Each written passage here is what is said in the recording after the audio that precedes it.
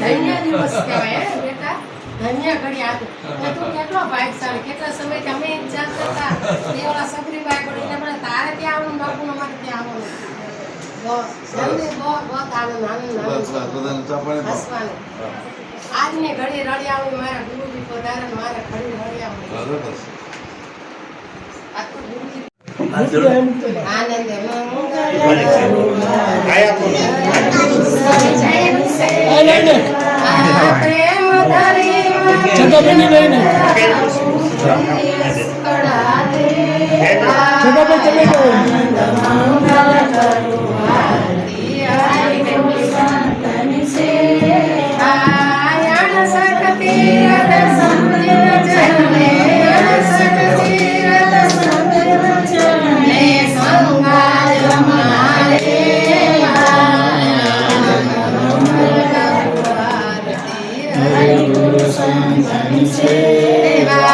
સંત મળે તો માં સુખ પામી, સંત મળે તો માં સુખ પામી, ગુરુજી મળે આનંદ મંગલ કરું આરતી, હરિ ગુરુ સંતની સેવા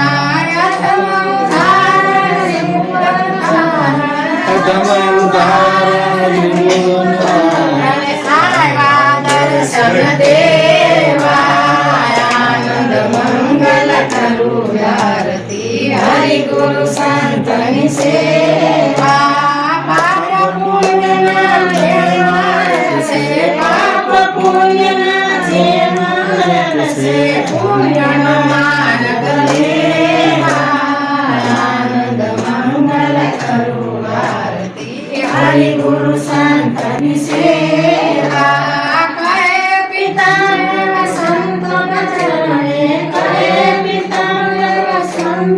ચરણે હરિના જન હરિ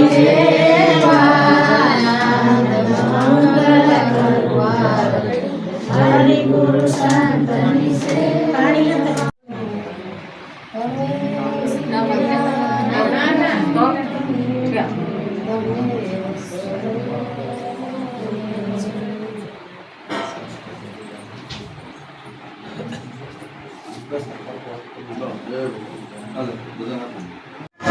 जय जय जय हनुमान गोसाई, जय जय जय हनुमान गोसाई, कृपा करो गुरुदेव की नाई, कृपा करो गुरुदेव की नाई, श्री राम जय राम जय जय राम, रामदेव जी महाराज की जय, छत्रपति भगवान की जय, सत्य सनातन भारत माता की जय, गौ मैया की जय, गंगा मैया की जय, ओम नमः पार्वती पते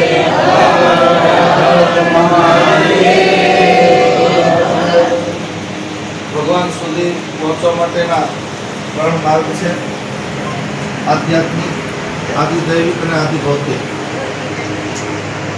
કૌશિકભાઈનું આદિભૌતિકતાનું પહેલું સોપાન એટલે પોતાનું મકાન આજે ખાતમુહૂર્ત થયું. ધરતી માતાને પ્રાર્થના કરી, આપણે બધાએ ભગવાનને પ્રાર્થના કરીએ કે જલ્દીમાં જલ્દી એનો રામ મહેલ જેવું મંદિર જેવું ઘર પોતાનું બને. કૌશિક અને એના પરિવારમાં રામાયણના, સુંદરકાંડના, ધૂન ભજનના સંસ્કાર છે. આ પરિવાર સાધુ સંતો સાથે અહીંયા પૂજ્ય મા છે એની સાથે એને મોટા નદી સત્યનારાયણનો સ્નેહ છે.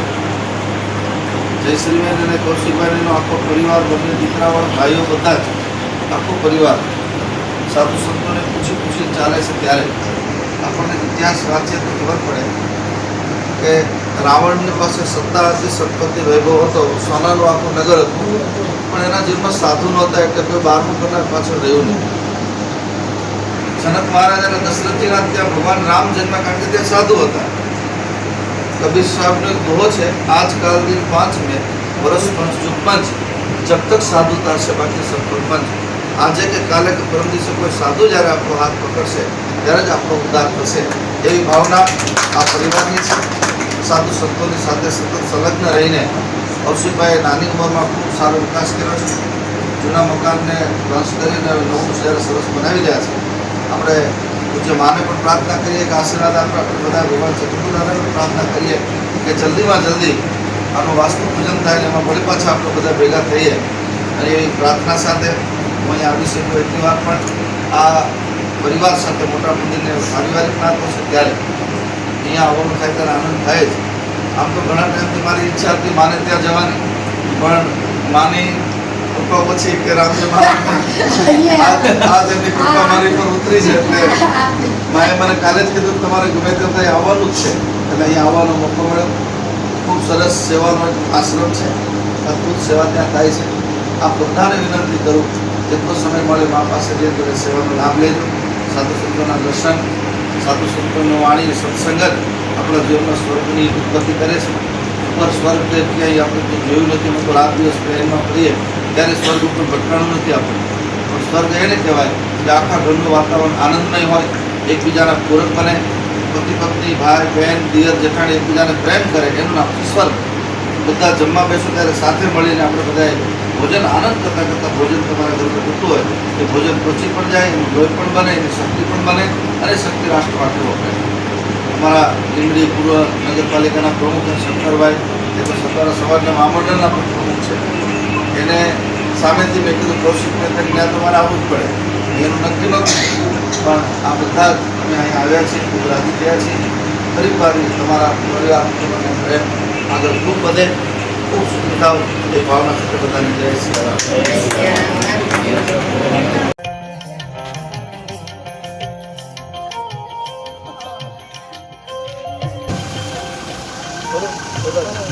કૌશિકભાઈ ચોક્કસ ચોક્કસ વિસર્જન યાર.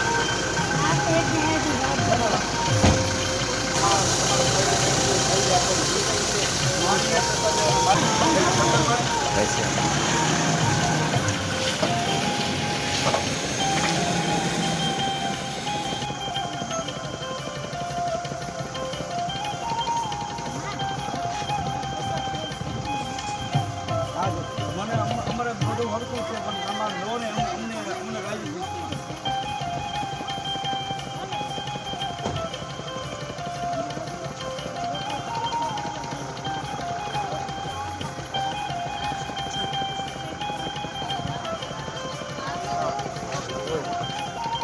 કઈ